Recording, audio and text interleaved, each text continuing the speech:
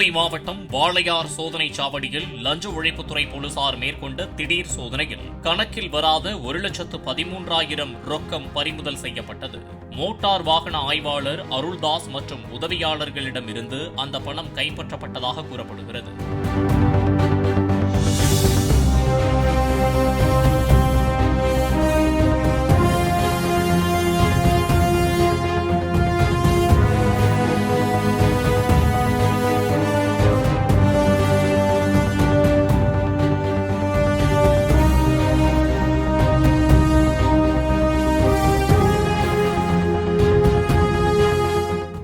Play store மற்றும் app ஸ்டோரில் இருந்து பாலிமர் செயலியை QR கோடு மூலம் பதிவிறக்கம் செய்யுங்கள்.